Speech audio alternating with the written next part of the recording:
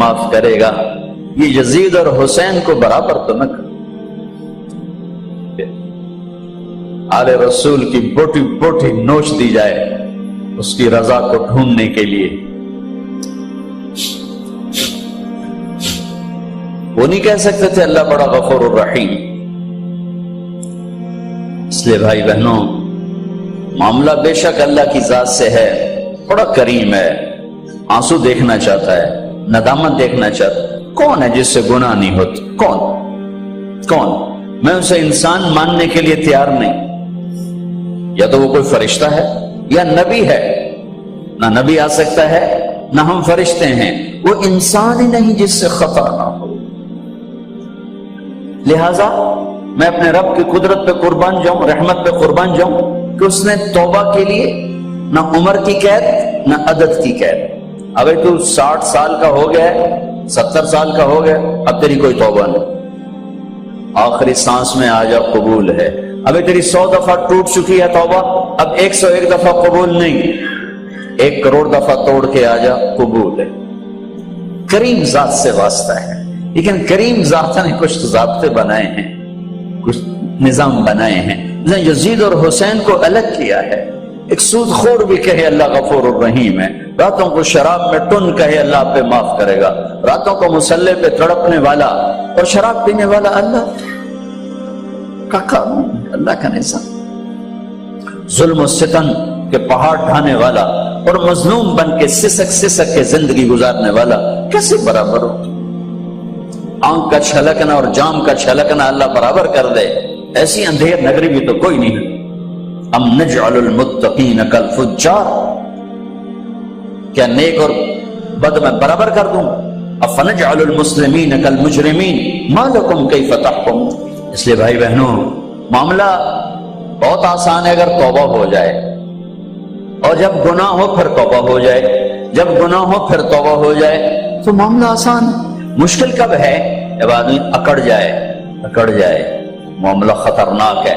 لیکن گناہ کے ساتھ توبہ ہو، آسانی معافی ہے، کیونکہ وہ ہے ہی معافی کو پسند کرنے والا. میں قربان جو ایک حدیث سناتا ہوں، میرے نبی نے کہا اگر تم سارے لوگ نیک ہو جاؤ، نہ کوئی عورت گناہ کرے نہ کوئی مرد گناہ کرے،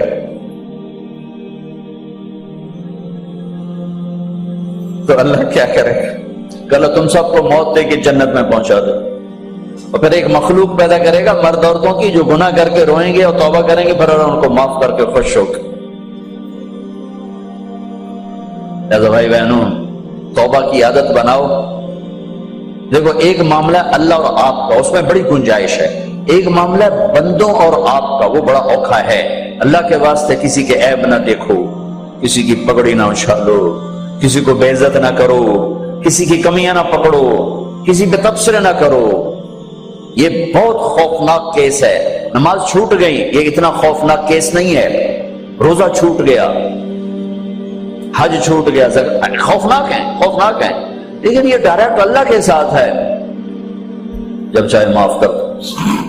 لیکن میرا اور آصف کا جو معاملہ ہے، میرا اور سردار صاحب کا جو معاملہ ہے، میرا اور آپ کا جو معاملہ ہے، یہ بہت خوفناک ہے. اس میں کسا ہوا قانون ہے، کسی کو حقیر نہ جان. عیسیٰ علیہ السلام گزر رہے تھے اپنے ساتھیوں کا، ایک ڈاکو اوپر بیٹھا تھا پہاڑ پر، چوٹی پر. فلسطین میں چھوٹے چھوٹے پہاڑ ہیں، بڑے نہیں. تو اس کی نظر پڑی، نور نبوت دیکھا تو اس کو ندامت ہوئی. اس نے کہا یار لعنت ہے تیری زندگی، ساری زندگی ڈاکیاں گزارتی، چل توبہ کرتے سے نیک نبی دا ساتھ دے. یا اللہ میری پچھلی معاف کر. میں آ گیا، نیچے اترا، ساتھ ہو لیا. عیسیٰ علیہ السلام کا ایک صحابی ساتھ جا رہا ہے. صحابی، ہر امت کا سب سے اعلیٰ شخص وہ ہوتا ہے جس نے نبی کا فیض پایا ہو. یہ ڈاکو، یہ صحابی.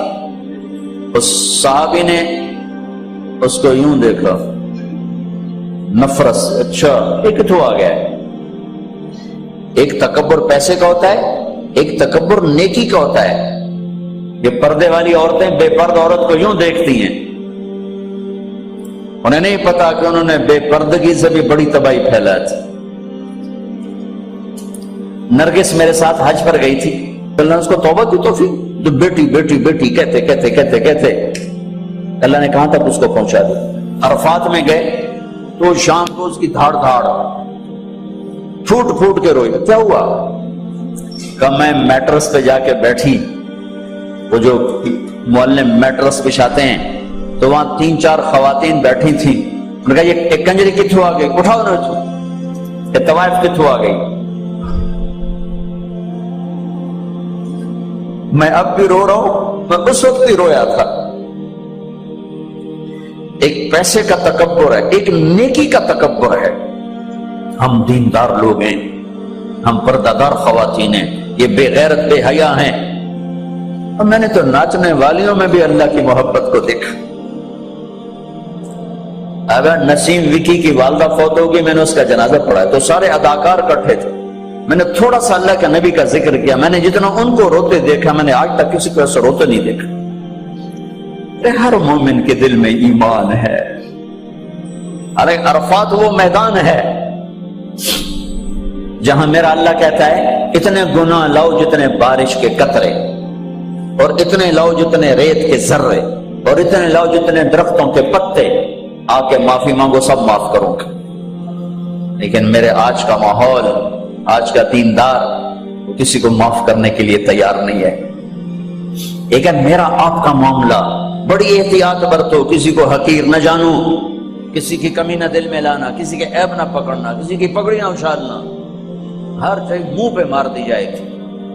ہاں، یوسف بن حسین ایک بزرگ گزرے، بڑے خطیب تھے، محدث تھے۔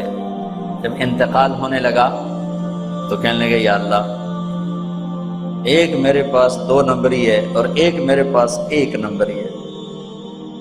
2 نمبری تو یہ ہے کہ تیرے اور میرے درمیان جو تعلق تھا میں اسے کبھی ٹھیک نہ کر سکا،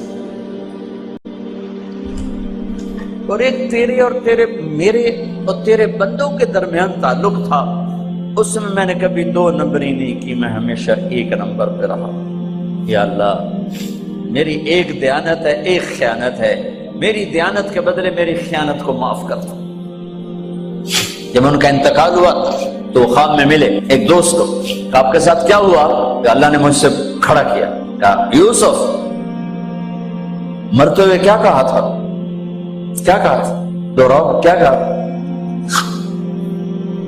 کہ اللہ میں نے یہ کہا تھا کہ میرے رب، ایک خیانت ہے جو میرے اور تیرے درمیان رہی ہمیشہ، میں اسے ٹھیک نہ کر سکا۔ ایک دیانت ہے جو میرے اور تیرے بندوں کے درمیان رہی، میری دیانت کے بدلے میری خیانت کو معاف کر۔ تو کہا یوسف، تیری یہ بات ہمیں پسند آئی، جاؤ معاف کیا، جاؤ معاف کیا۔ کسی کی پگڑی نہ اچھالنا، کسی کی غیبت نہ کرنا، کسی کو دکھ درد بھرا بولنا سنا دینا کہ ساری رات تڑپتے گزر جائے، پردے ڈالنا، لوگوں کے عیب چھپانا، اللہ تمہارے چھپائے گا، لوگوں کی کمیاں چھپانا، اللہ تمہاری چھپائے گا۔